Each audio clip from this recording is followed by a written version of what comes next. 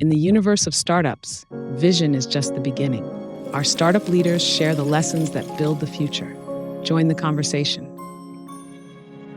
Hey, I'm Vicky, and this is the Just Be Better podcast featuring our Startup Leaders Talk segment, where we dive into the minds of founders and execs shaping the startup ecosystem. If you're just listening and would rather see our faces, head over to our YouTube channel, Just Be Better with Vicky. We love it when you tune in. It not only helps the algorithm, but also makes our guests feel seen and heard. Today's guest is Marc Fletcher, a seasoned CTO CEO with over a decade of experience leading high-growth tech teams. Marc has a proven track record of scaling startups, delivering complex AI-driven solutions, and building high-performing teams. Fun fact, he is also a British skydiving national champion and former Team Great Britain coach, bringing precision and composure from the skies into the leadership style. Welcome, Marc, to the podcast. I'm really excited to have you here today. Could you start by briefly introducing yourself to our audience, please? Hi, Vicky. Thanks very much for the invitation. My name's Marc Fletcher.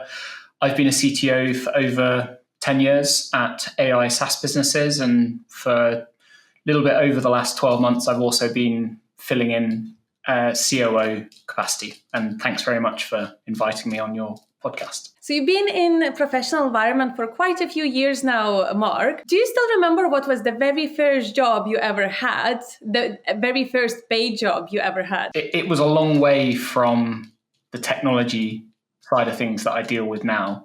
My very first job was helping out for a removals company on weekends as a teenager, mostly boxes off trucks into houses or boxes from houses onto trucks. The thing that I think I took away most from that kind of starting job is just how much hard work it takes to earn money. Before then, I think I was a little bit more cavalier with my pocket money. I think all of us, until we start paying our bills, we don't realize how hard it is to earn that money for the bills. Handed to you from parents, it's a very different thing. So what led you to your current path or venture, and what keeps you passionate about it? Before I ended up in London working in technology, I was in academia working on a PhD.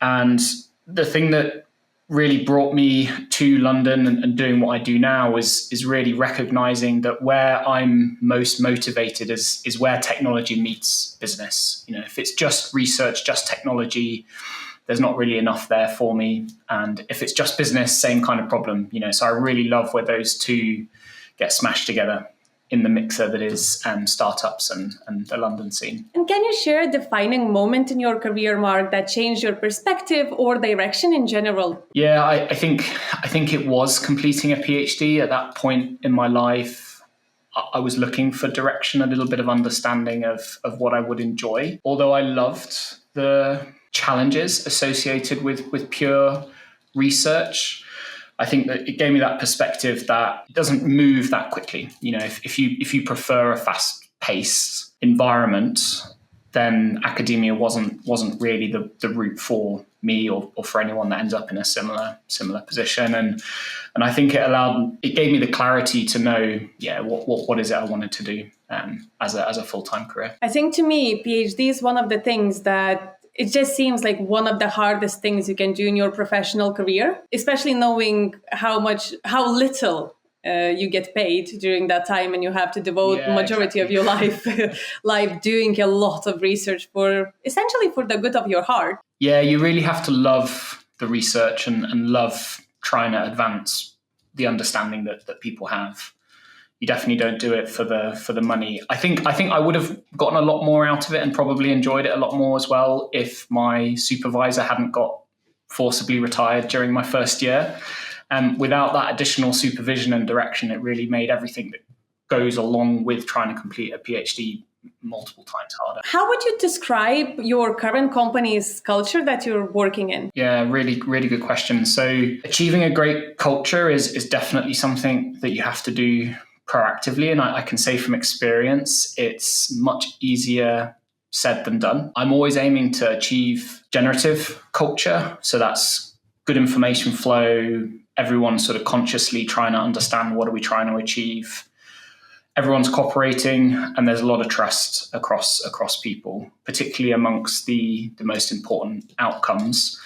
I would say that that's something we're always trying to actively drive towards. And do you think the culture itself comes from the top down or from bottom up? That's something I'm fairly confident about. I think culture only comes from top down. People look to their leaders, their seniors, and take from them how they should be acting and responding to things. So if it's not working at the top, I don't think it can work anywhere else within an organization. And when you look through your career, obviously you were very successful in what you did so far, and I have no doubt you're going to be very successful in whatever you're doing in the future as well. But what strategies or habits you think have helped you succeed in your role or business? Really good question. So I think the most important strategies and habits have been listening more, asking for input, doing my best to understand where something seems inconsistent, and then at the same time trying to be humble. I might have dealt with what I think are very similar circumstances in the past and feel strongly about how we should be resolving problems, but often I've learned that's only because I haven't yet fully understood what problem we're solving, so recognizing that the experience and perspective of the people that are maybe closer to the problem have the better solution. And that's been particularly beneficial to me, particularly within larger teams and organizations. It's giving people that trust and autonomy to themselves be successful, which then sort of filters across the whole organization. I think it's definitely a skill that takes a long time to learn and understand. And I still know some people who never got there. Yeah, that's true. I recognize I still have more to learn, regardless of everything that I've found so far. There's still more to go. Well, that's the beauty of being in the current environment and just in work environment in general, that you constantly have to learn to keep up with the technology, with the new things and the environment. I think we're living in the fastest world we ever lived until now. Yeah, everyone keeps saying that. I have a feeling because we're living it, that's why. Yeah. When it comes to technologies itself, what trends or shifts in your industry are you most excited about or very concerned about? Really good question. So I thought about the trends and shifts that we see through our primary customer base at EchoBox, which is digital publishers. 5-10 years ago, I think the big trend was that all news was moving to social media, and it was becoming particularly condensed on a small number of social networks. I think we've all seen the negative consequences of that. It's made it harder to distinguish between genuine, highly researched journalism and that which is purely opinion-based or is coming from a single individual. So it's actually very nice to see, in large part, like there's definitely still bumps in the road, but because of how social networks have responded to this problem, largely by deprioritizing news, it's forced publishers to diversify the way in which they engage and interact with their audiences.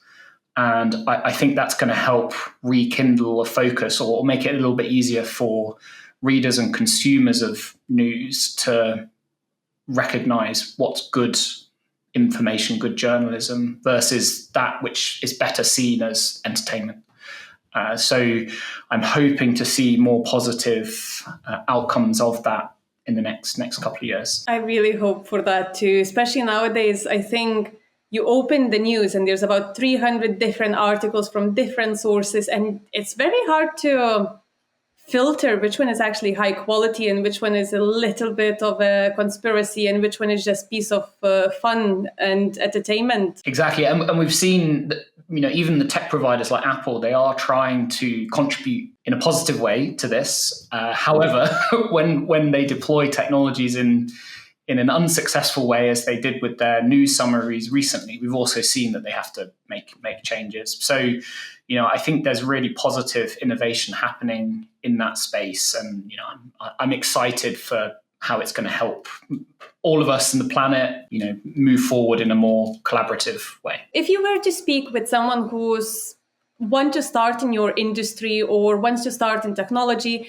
what one piece of advice would you give to them? So I think the best piece of advice I can give people who are just starting out in the tech industry, in all of the different ways in which that's ultimately delivered, is to make sure you're surrounded by great people that value mentoring, sharing opportunities, sharing experience, people that you feel you're actively learning from, rather than just turning up, doing a job and then going home.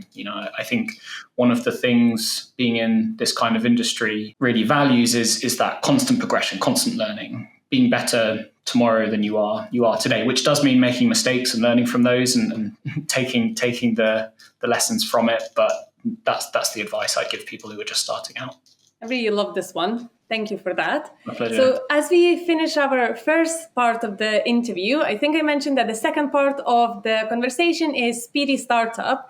What that means that I'm going to give you 20 questions. It's about 30 seconds to answer. Some of them are 2 seconds, yes or no questions, some a little bit longer. You can elaborate as much as you want. I'll try to keep my mouth shut and don't add anything or take away from your answers or ask for elaboration. But the very last question that I have was posed by our previous guest on the podcast as well. And I will ask you to pose one for our next guest. Are you ready, Marc, to start? Yeah, let's do it. Let's see how bad I am. It's fun time. Perfect. So the very first question is, what's the worst interview question you ever heard? Someone actually asked me, what is it you do? And normally that's the other way around. I'm expecting people to know that, but that was definitely a very surprising question for a candidate to ask the business that is interviewing them. Yeah. Then remote, hybrid, or office-based work? Well, there's probably some strong opinions out there on this one. I think it totally depends. Each has their trade-offs. The safest default, and I think this is where the evidence is going now, as a default, is hybrid. But depending on the industry and the company stage and where your customers are based, different factors may come into play. What's your favorite productivity hack or tool? Data. The more data you can collect in a very low effort way tells you where things might be working well or not working well. So everything starts from that.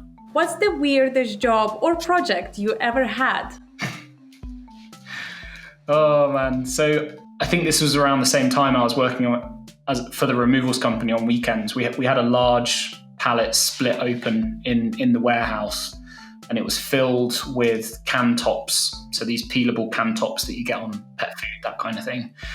And I got asked to help clean about 10,000 of them with tissue paper for a couple of days so that they could get returned to the customer. I still remember that because it was very, very difficult. Wow. For hours on end, just cleaning can tops. Yeah, incredible. That's definitely one that I'm really struggling not to comment further, but we'll keep going. Yeah. So early bird or night owl? So I used to be a night owl. I never used to be able to get up in the morning, but these days I've completely switched. Now I'm an early bird. It's the quietest, most productive hours of the day for me. If not your current role, what would you be doing instead? What do you think? So I would be teaching people to skydive, taking them on tandem skydives. That would be my non-tech option.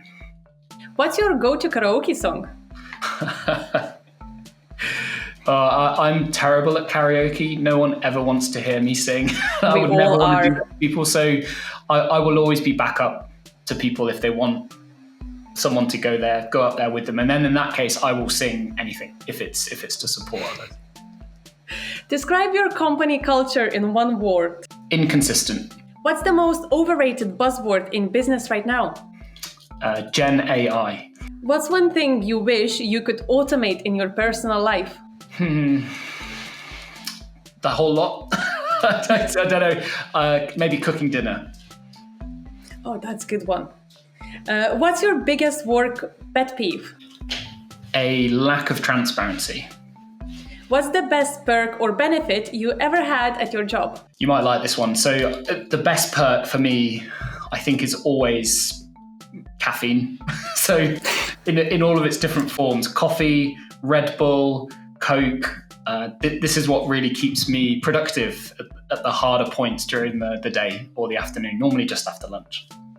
Fair enough. I will interrupt in here just slightly. I recently found out that Coca-Cola has a lot of caffeine, so be careful with that one. Yeah. Unless you don't want to sleep. Most underrated skill in business? Communication. I think people still underestimate how hard it can be, how different people hear and interpret the same set of words, so having a conversation with people, getting them to repeat back to you what they think you said, and then realizing they've interpreted completely differently. So I think that's still one of the most underrated. Who would play you in a movie about your career? If you ask my wife, you might get a different answer to this. However, I would say Ethan Peck.